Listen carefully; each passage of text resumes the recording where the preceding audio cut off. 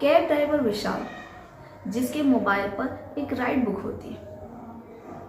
विशाल अपनी राइड को लेने के लिए 12 साढ़े 12 बजे निकल चुका होता है। वो जा रहा होता है, लेकिन बीच रास्ते में ही रुक जाता है। पैसेंजर का मैसेज आता है, हाय। विशाल भी हाय लिख करके भेज देता है। इसके बाद जो पैसेंजर होता है वो विशाल से मैसेज करता है, क्या तुम मेरे साथ संबंध बना सकते हो?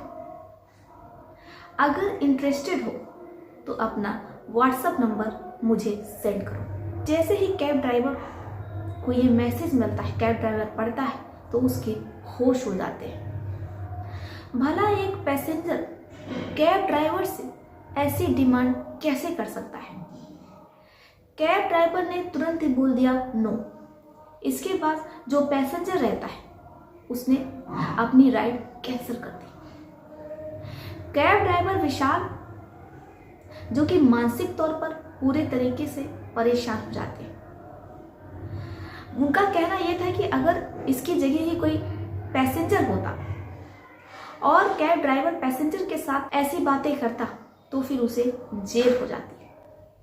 लेकिन यहाँ पर तो पैसेंजर ने ही कैब ड्राइवर के साथ ऐसी बातें की।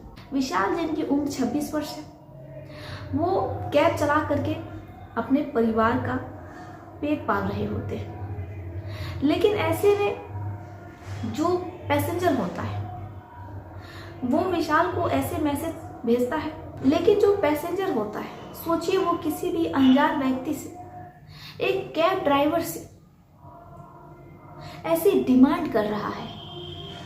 भला उस पैसेंजर की मानसिकता कैसी रही होगी कि एक अनजान व्यक्ति से वो इस तरीके की डिमांड कर रहा है। इसीलिए भारत जैसे देश में HIV तेजी से फैल रहा है, क्योंकि लोग कभी भी कहीं भी किसी के साथ सोचिए, सोचकर ही मन विचलित हो उठता है। ऐसे किसी भी अनजान इंसान से, वो कैब ड्राइवर हुआ, जोमेटो वाला हुआ, आप ऐसा किसी से कैसे बोल सकते हैं?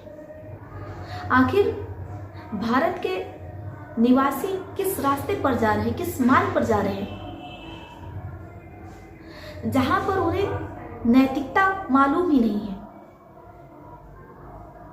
कोई कैसे किसी भी अनजान व्यक्ति से या किसी भी अनजान महिला से जिससे वो प्यार नहीं करता, ऐसा कैसे कर सकता है? कैसे किसी की मानसिकता इतनी घृणित हो सकती है?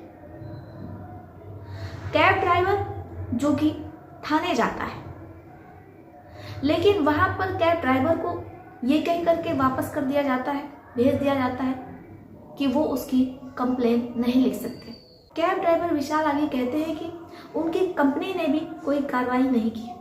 अगर यही कैब ड्राइवर अपने पैसेंजर के साथ करता तो अब तक कैब ड्राइवर के खिलाफ थाने में FIR होती और कैब ड्राइवर को नौकरी से निकाल दिया जाता। लेकिन यहाँ मामला एक कैब ड्राइवर का था, इसलिए किसी को कोई फर्क नहीं पड़ा। क्या कैब ड्राइवर की कोई इज्जत नहीं होती है? क्या कैब ड्राइवर का कोई मान सम्मान नहीं होता है? क्या उसे ये अधिकार नहीं है कि वो नो बोल सके? क्या उस पैसेंजर के बारे में पता नहीं करना चाहिए कि आखिर वो कौन है जिसकी मानसिकता इतनी गिरी हुई है और वो राइड बुक करता है, वो भी एक मंदिर के लिए, और फिर कैब ड्राइवर को इस तरीके के आपत्तिजनक मैसेजेस भेजता है?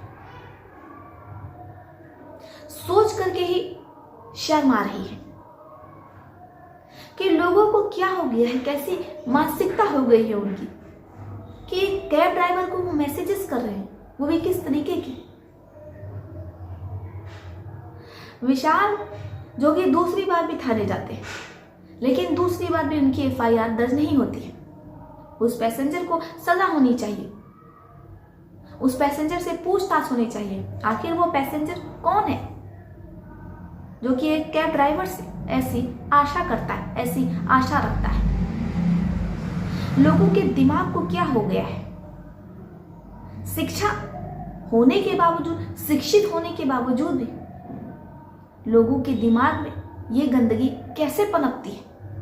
कि किसी भी अनजान व्यक्ति, अनजान पुरुष, अनजान महिला के साथ? आखिर ये कैसे लोग होते हैं, किस प्रकार के होते हैं? इंसानों की कैटेगरी में तो मुझे नहीं लगता कि ऐसे लोग आते हैं। बाकी आपका कैब ड्राइवर विशाल की इस कहानी पर क्या प्रतिक्रिया है, आप अपनी भी राय में कमेंट बॉक्स में लिख सकते हैं। कैब ड्राइवर को भी न्याय मिलना चाहिए, भले ही वो पुरुष क्यों ना हो, क्योंकि न्याय सबका अधिकार है। आप लोग अपनी अपनी राय लिखिएगा जरूर। तो चलिए फिर चलते हुए मिलते हैं आपसे किसी और सच्ची घटना। तब तक के लिए आप अपने परिवार का ध्यान रखिए। आदाब, सत श्री अकाल, नमस्कार।